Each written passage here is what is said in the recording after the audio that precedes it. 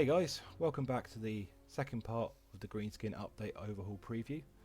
This update will be dropping alongside the Warlord and the Prophet update for Lucky's overhaul, and I hope to have that out within a week or so of this video. Today we're going to be looking at a couple of things: the brand new tech trees, as well as the legendary lords, their new effects and brand new skill trees. So let's jump into it. So we'll start by looking at Grimgor Ironhide. As you can see here, he starts off with a new unit, that Immortals. This is a unique Regiment of Renowned unit for him that comes with the ability to cause fear and terror, as well as the Guardian ability.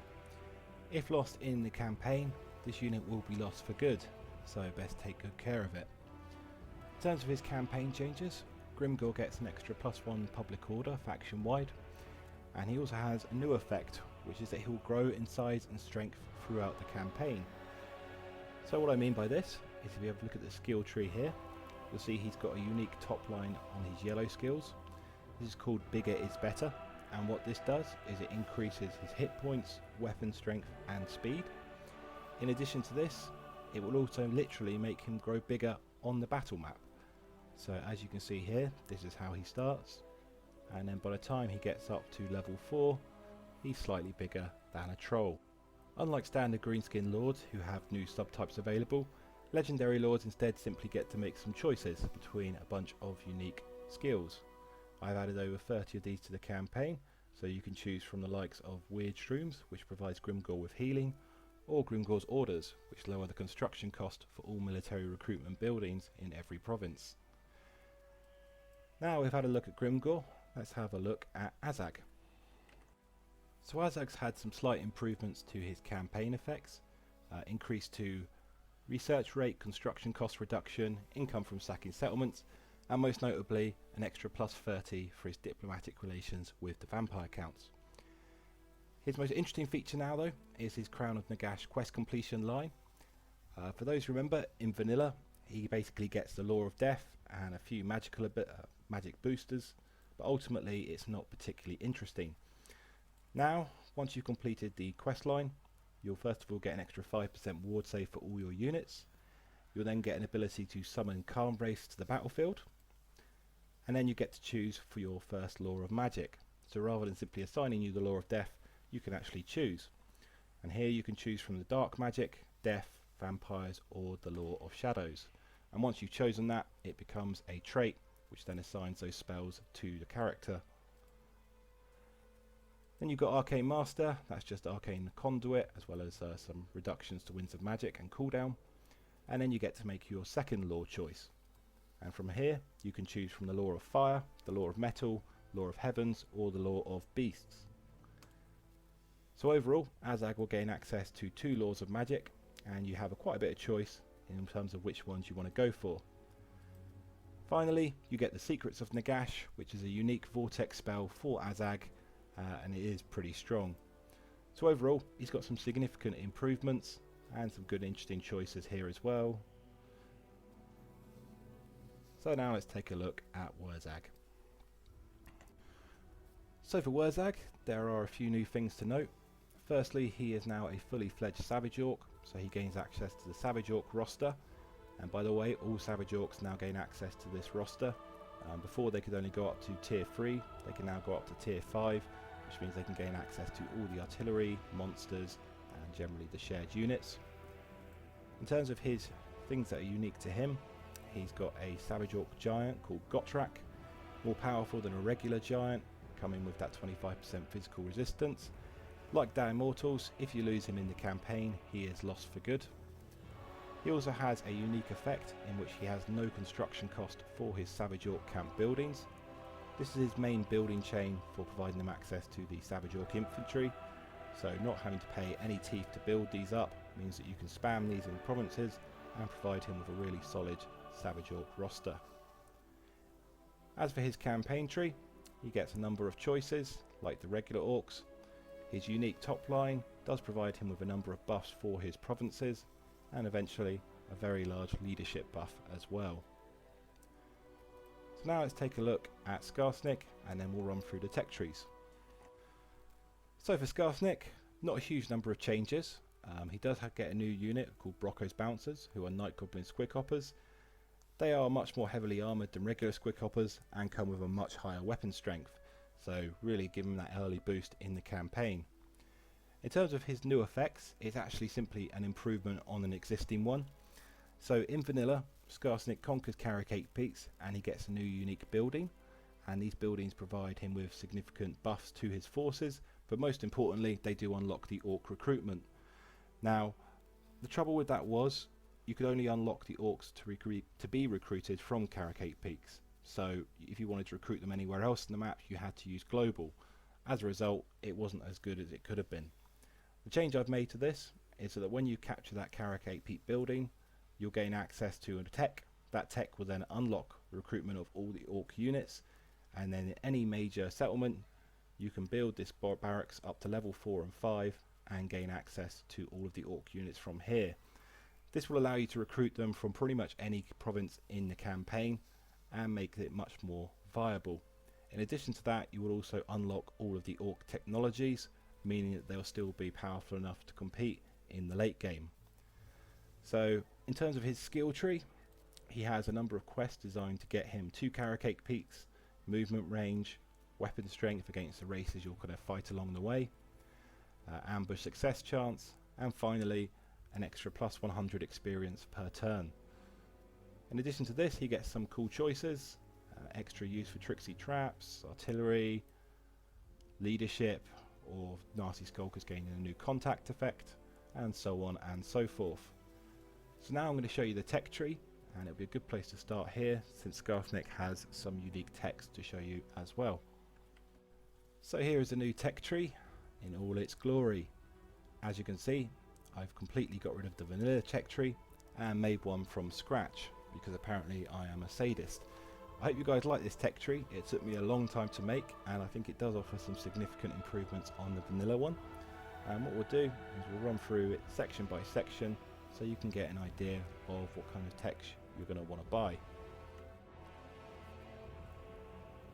So first line is increased dominance, and when you start off a campaign you'll have access to 2 lords to begin with.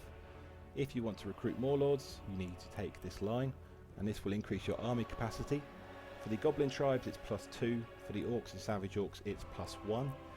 Obviously the goblins need basically twice as many stacks as the orcs and savage orcs do in order to overcome their weakness of their troops. It does also slightly reduce the income from your characters, and that's to represent the new leader wanting a share of the loot.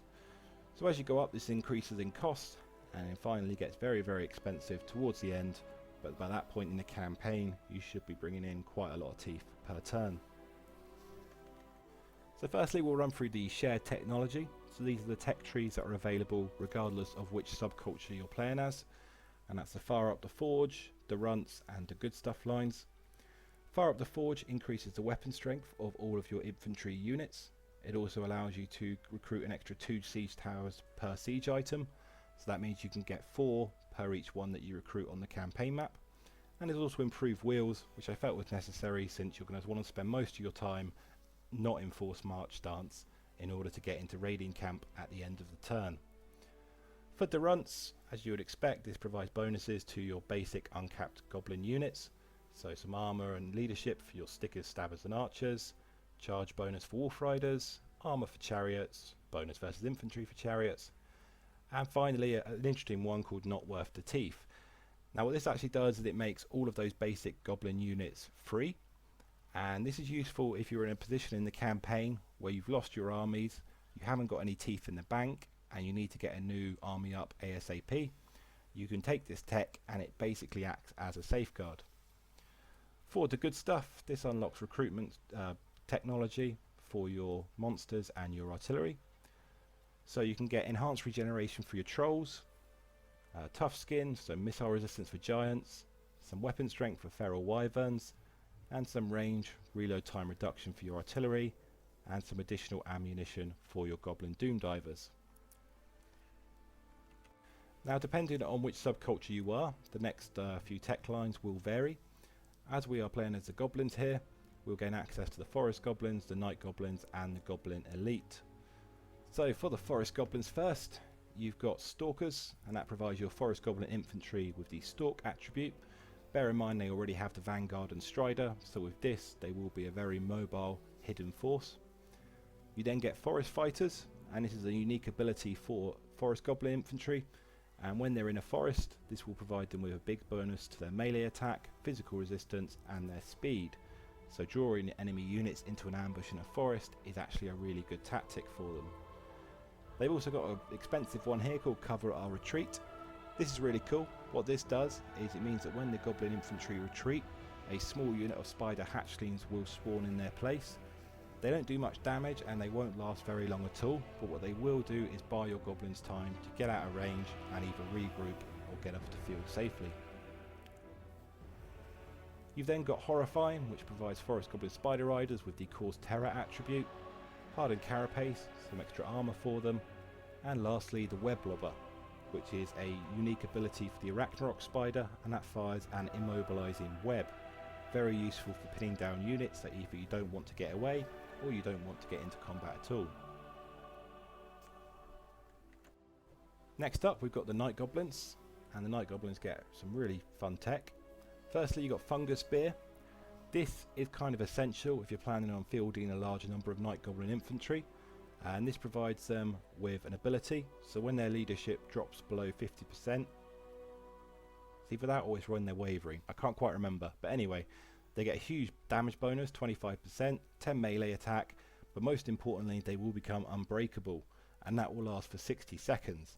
So that is basically how you counteract the fact that the goblins have, Night Goblins sorry, have very low leadership, but at the same time this is also something taken from the lore, so I haven't taken too many liberties with that one. The next ability is called Nets, and that gives them a passive ability, and that allows them to throw down a net when an enemy comes in range, and it will slow them down. Very good for breaking up a charge or allowing you to catch up with, say, a missile unit.